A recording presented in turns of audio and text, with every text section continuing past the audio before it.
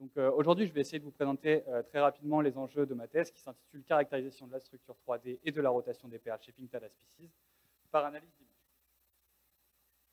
Donc comme vous avez pu le deviner, je vais vous parler de perles de Tahiti. Donc avant toute chose, il faut savoir qu'une perle de Tahiti, dans la grande majorité des cas, ne s'obtient pas naturellement, mais par un processus de greffe. Donc en fait, ce qu'on va faire, c'est insérer un nucléus, donc qui est une petite bille de coquillage, comme on peut le voir en haut à droite, et un greffon, donc une petite partie du manteau d'une autre huître dans une huître receveuse, et qui va permettre la création d'un sac perlier autour du nucléus, et qui va permettre des dépôts. Donc premièrement, des dépôts protéiques, puis des premiers dépôts minéraux, et enfin des dépôts d'aragonite, qui vont permettre d'obtenir la perle de Tahiti comme on la connaît. Et nous, dans le cadre de ma thèse, on verra qu'on s'intéressera seulement aux derniers dépôts d'aragonite de surface.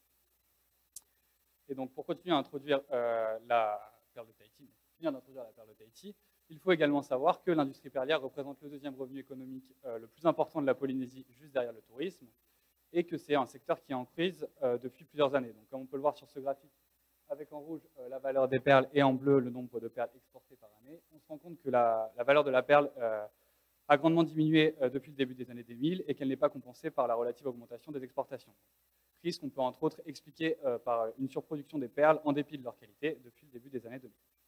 Et c'est donc dans ce cadre que s'inscrit le projet Pink Tadapt, qui est un large projet porté par l'IFREMER qui inclut de nombreux acteurs de nombreux différents pays et qui a pour but d'étudier tous les mécanismes biologiques en jeu lors de la formation de la perle pour mieux les comprendre et pouvoir prodiguer des conseils aux perliculteurs pour obtenir des perles de meilleure qualité et avec à terme pour but de redynamiser l'industrie perlière en Polynésie. Et donc c'est dans le cadre de ce projet Pink Tadapt que s'inscrit ma thèse, qui est articulée autour de deux axes majeurs. Donc le premier est une nouvelle approche de l'étude des perles par acquisition et traitement d'images microscopiques de la surface de la perle. Et le second est la poursuite de précédentes études sur la rotation de la perle dans l'huître lors de sa formation à l'aide de magnétomètres. Donc je vais revenir plus en détail sur ces deux axes par la suite. Et donc pourquoi ces objectifs? La première chose qu'on va vouloir faire, c'est définir une cartographie microscopique de la surface de la perle, donc en extrayant les caractéristiques qui sont visibles à sa surface, donc notamment les fonds de recouvrement d'aragonite, les taches, les rayures, et donc comme on le verra plus tard, qui sont les caractéristiques que l'on observe le plus régulièrement à la surface de la perle de Tahiti. Et ensuite, donc, avec ces caractéristiques extraits et également des données de rotation de la perle lors de sa formation qu'on obtiendra par ailleurs, on va vouloir étudier les corrélations entre toutes ces données et les différents attributs de la perle, donc sa forme, sa couleur, son lustre, sa qualité, donc sa provenance, donc l'environnement dans lequel elle a été créée, etc.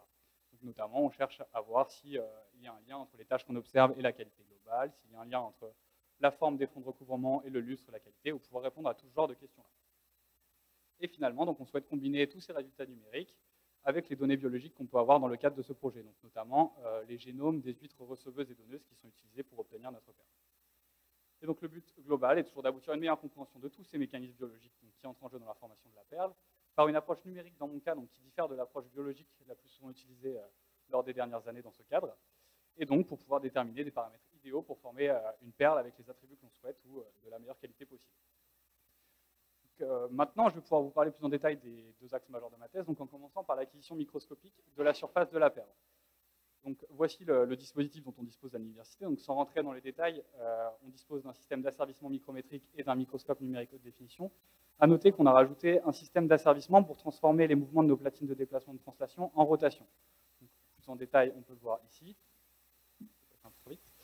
Avec, pour faire simple, une partie supérieure qui vient fixer la perle sur sa partie supérieure en téflon, avec une plaque de silicone en dessous reliée à nos platines de déplacement qui va permettre d'entraîner une rotation sur deux axes à partir d'une translation. Donc, on a choisi le téflon et le silicone pour leurs propriétés physiques spécifiques qui vont nous permettre cette rotation justement.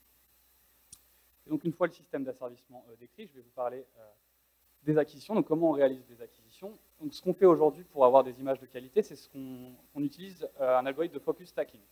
Empilement de mise au point en français, le principe est assez simple, c'est qu'on va prendre plusieurs images, on va acquérir plusieurs images à différents focus, donc à différentes distances de notre perle, et on va les assembler en une seule image plus nette et de profondeur de champ plus grande. Donc voici un exemple sur 50 images de perles prises à différentes distances focales, et le résultat à droite après focus stacking, donc une image plus nette et plus exploitable. Donc voici le résultat sur une image en un point fixe, donc où on peut observer notamment des rayures, des fonds de recouvrement d'aragonite et des taches, qui sont les éléments que l'on observe le plus régulièrement et qui ne sont évidemment pas visibles à l'œil nu la grande majorité du temps. Donc une fois qu'on avait des images tout tout autour de la surface de notre perle, ce qu'on a voulu faire, c'est les reconstruire. Et donc pour cela, on a étudié deux différentes méthodes qui se basent sur la même technique, qui est l'algorithme SIFT. Donc, pour faire simple, c'est un algorithme qui va détecter et identifier des similarités entre différentes images. Donc, un exemple sur nos deux images de perles qui sont seulement séparées de 3 degrés, l'algorithme SIFT va calculer ce qu'on appelle des descripteurs SIFT et mettre en correspondance les points similaires entre les différentes images. Donc, à la suite, on va pouvoir donc reconstruire ces images, soit en 2D avec ce qu'on appelle de l'image stitching, soit en 3D avec de la photogrammétrie. La première approche qu'on a essayée était donc l'image stitching, assemblage de photos en français, qui consiste à réaliser une cartographie de la surface de la perle, donc en 2 dimensions. Sans rentrer dans les détails, le problème est qu'on s'est rendu compte qu'on avait trop vite des déformations trop importantes et trop difficiles à corriger, donc on a très vite abandonné cette piste pour s'orienter vers de la photogrammétrie. Et donc la photogrammétrie, qu'est-ce que c'est? C'est une technique qui vise à reconstruire un objet en 3D à partir d'un maximum de photos prises à un maximum d'angles possibles. C'est une technique à la base à l'échelle macroscopique, notamment avec l'utilisation de drones, et qu'on a voulu, généraliser à l'échelle microscopique. Donc avant de tester ça sur nos images de perles, on a voulu vérifier la faisabilité d'un tel processus en utilisant un modèle qu'on connaît, donc un modèle 3D qu'on connaît, et en simulant des acquisitions microscopiques dessus. Donc on a utilisé la Lune, sur lequel on a simulé des acquisitions microscopiques et qu'on a voulu reconstruire par la suite. Donc, voici un exemple de reconstruction qu'on pouvait obtenir, et on a donc comparé le modèle obtenu avec le modèle initial. On s'est rendu compte que c'était très similaire, et donc que c'était possible d'utiliser la photogrammétrie à partir d'images microscopiques. Et donc on a voulu par la suite appliquer cet algorithme à nos images de perles. Chose qu'on a fait récemment, donc avec les premiers résultats, qui peuvent sembler assez décevants avec seulement ici un demi-anneau à partir de 30 images, mais c'est quelque chose qu'on a entrepris récemment et on a de nombreuses perspectives d'amélioration pour corriger ça et pour espérer dans les prochaines semaines une reconstruction entière de la surface de la perle. Donc maintenant, je vais pouvoir vous parler du deuxième axe majeur de ma thèse qui concerne l'acquisition des données de rotation de la perle lors de sa formation. En fait, tous ces travaux se basent sur des études préliminaires qui ont été menées il y a quelques années entre l'IFREMER et l'université, qui ont mis en évidence la rotation de la perle lors de sa formation dans l'huître, et qui n'était pas jusque-là pas connue, et avec des résultats très encourageants, donc qui montraient des corrélations directes entre la forme finale de notre perle et la rotation de la perle dans l'huître lors de sa formation. Donc, le problème du dispositif de l'époque était qu'il était trop peu précis pour établir de plus solides conclusions. Et c'est donc pour ça que récemment a été finalisée à l'IFREMER une nouvelle salle dédiée, donc il y a maintenant 1 an, avec des magnétomètres plus nombreux et plus précis, et qui vont nous permettre plus d'études. Pour expliquer le principe d'étudier la rotation, en fait, comme je vous ai présenté la greffe tout à l'heure, maintenant, plutôt que de greffer un nucléus standard, on va insérer un aimant dans notre nucléus, donc comme on peut le voir en bas à gauche, et au milieu avec l'aimant une fois dans le nucléus. Et ensuite, on va passer notre huître greffée avec notre nucléus aimanté dans nos bacs, et à l'aide de capteurs, on va récupérer le champ magnétique et pouvoir, par des calculs des projections, récupérer le mouvement réel de la perle dans l'huître lors de sa formation au cours du temps. Et donc avec cette nouvelle salle, le but, ça va être d'étudier la rotation en fonction de tous les différents paramètres que l'on va pouvoir manipuler, donc la température, la salinité de l'eau, mais encore bien d'autres,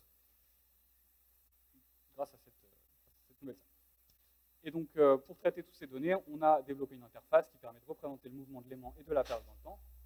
Donc ici, on peut voir en rouge représenter l'aimant, en bleu les données qu'on va récupérer, et en vert les données projetées à l'équateur qui correspondent au mouvement réel de la perle, ce qui nous intéresse. Donc, concernant les premières greffes qui ont pu être réalisées jusqu'ici, en fait, on avait un premier but, c'était de vérifier que les nucléus aimantés qu'on fabrique n'impactent pas la greffe que l'on fait. Donc, en fait, le procédé de fabrication d'un nucléus, il est manuel. On va percer notre nucléus, on va insérer un aimant, et on va recouvrir de pâte dentaire, puis poncer pour récupérer un nucléus sphérique. Donc, tous les nucléus ne sont pas parfaits, et on voulait vérifier l'impact d'une telle greffe. Ce qu'on a pu vérifier, sans rentrer dans les détails, c'est que la forme du nucléus, oui, impacte bien la greffe. Quand nos nucléus sont trop mauvais, on a une mauvaise greffe, mais par contre, à partir de nucléus corrects, on a des bons résultats de greffe, des résultats de greffe attendus. Donc, on n'a pas nécessité de passer à un processus industriel pour la formation de nos nucléus, qui était la question qu'on se posait. Et donc, à l'aide de ces greffes, on a aussi pu obtenir aujourd'hui 77 huîtres avec des nucléus aimantés qu'on peut étudier avec des prochaines greffes en prévision pour augmenter rapidement ce nombre. Et grâce à ces huîtres à étudier, donc, on a pu réaliser nos premières acquisitions avec un premier but, étudier la rotation des perles directement après la greffe. Donc quelque chose qui n'a pas été fait il y a quelques années, donc étudier la rotation juste après la greffe lors des premières phases de formation de la perle. Donc après 5 mois, on s'est rendu compte de plusieurs choses, donc notamment que la rotation est toujours irrégulière, donc elle peut s'arrêter, reprendre selon des patterns différents, et que le dépôt d'aragonite est toujours trop faible pour être analysé, qui était une de nos autres questions. Donc, notamment sur cette perle sortie après 4 mois, on peut observer les premières couches d'aragonite en remarquant le reflet sur la perle comparativement au nucléus avant la greffe, mais on est encore loin d'une perle de Tahiti telle qu'on la connaît. On a aussi remarqué qu'il n'y avait pas de modification de rotation lors d'un changement de milieu, qui était quelque chose d'important pour nous. En déplaçant notre huître entre un bac et le lagon, on n'a pas de différence notable de rotation. Et également, on a noté que sur les quelques perles où on n'observait pas de rotation, les perles qu'on sortait étaient calcitiques, donc la calcitique étant un minéral de composition chimique identique à l'aragonite, mais de structure cristallographique différente, et donc qui n'a pas la même apparence, qui est considéré dans le cadre des perles de Tahiti comme un défaut. Et finalement, on a aussi observé un phénomène de rejet lorsque la rotation devenait trop rapide, qui était quelque chose d'assez surprenant pour nous et qu'on n'attendait pas forcément. A noter que tous ces résultats sont obtenus sur un nombre trop faible de données pour le moment, sur une quinzaine d'huîtres qu'on a pu analyser et étudier, et donc on a besoin encore de plus de résultats, de plus de données pour établir de plus solides conclusions. Et c'est donc pour ça qu'on a plusieurs greffes en prévision également. Donc pour conclure là-dessus, ce qu'on a fait aujourd'hui, on a mis en place et fiabilisé des dispositifs d'acquisition, d'une part d'acquisition d'images microscopiques de la surface de la perle et d'acquisition de données de rotation de la perle lors de sa formation dans l'huître. On a également réalisé une étude comparative sur les différents algorithmes de reconstruction d'images avec un article de revue scientifique en écriture sur la photogrammétrie microscopique. Donc comme je vous l'ai dit, la photogrammétrie, c'est quelque chose généralement utilisé à l'échelle macroscopique. Nous, on voudrait le généraliser à une échelle microscopique parce qu'on juge qu'il pourrait y avoir de nombreuses applications très intéressantes et qu'aujourd'hui, c'est quelque chose absent de la littérature. Et on a également développé des interfaces de traitement de données de rotation et d'images microscopiques avec des premiers résultats en cours. Et donc, concernant les prochaines étapes, donc on veut aujourd'hui reconstruire la surface entière de la perle par photogrammétrie. Ensuite, à partir de ces modèles, on voudra extraire les caractéristiques à la surface de la perle et en parallèle, étudier les différents paramètres qui influencent la rotation de la perle. Donc, à l'aide de toutes ces données, on voudra créer une base de données surfacique et de rotation, et par apprentissage machine, relier donc tous ces différentes caractéristiques avec les différents attributs de la perle, donc toujours la forme, la couleur, le lustre, etc. Et toujours dans le même but, donc aboutir à une meilleure compréhension de tous les mécanismes biologiques qui entrent en jeu lors de la formation de la perle et pouvoir déterminer des paramètres idéaux pour réaliser les perles que l'on souhaite, donc de la meilleure qualité possible et de la couleur, de la forme, du lustre que l'on souhaite. Merci pour votre attention.